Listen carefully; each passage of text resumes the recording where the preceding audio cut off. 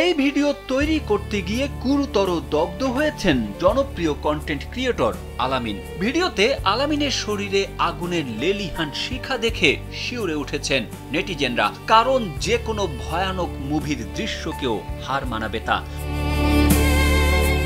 শুক্রবার একটি পুকুরে মাচা বানিয়ে আগুন পোহাতে পোহাতে গোসলের দৃশ্য ধারণের চেষ্টা করছিলেন আলামিন। কন্টেন্টের অংশ হিসেবে তিনি পানিতে পেট্রোল ঢালেন, তবে নির্ধারিত পরিমাণের চেয়ে বেশি পেট্রোল ঢেলে ফেলায় আগুন একসময় নিয়ন্ত্রণের বাইরে উঠে যায়। মুহূর্তেই তার শরীর দগ্ধ হতে শুরু করে। তার সহকারীরা জানান, আগুনের তীব্রতা বুঝতে পেরে তিনি দ্রুত পানিতে ঝাঁপ দেন, তারপরও রক্ষা পাননি।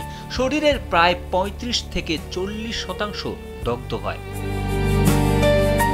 ময়মনসিংহের গৌরীপুরের বাসিন্দা আলামিনকে স্থানীয়রা উদ্ধার করে ময়মনসিংহ মেডিকেল কলেজ হাসপাতালে নিলে চিকিৎসকরা তাকে উন্নত চিকিৎসার জন্য দ্রুত ঢাকায় পাঠান।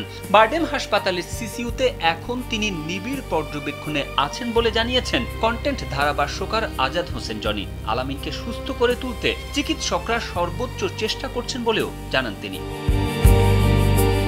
আলামিনের সহকারী সুবল চন্দ্র অধিকারী বলেন, ওনার অবস্থা খুবই খারাপ, দেশবাসীর কাছে দোয়া চাই। দুর্ঘটনার খবর ছড়িয়ে পড়ার পর সবাই সোশ্যাল মিডিয়ায় তার জন্য দোয়া করছেন। তারেক আহমেদ, কালবেলা।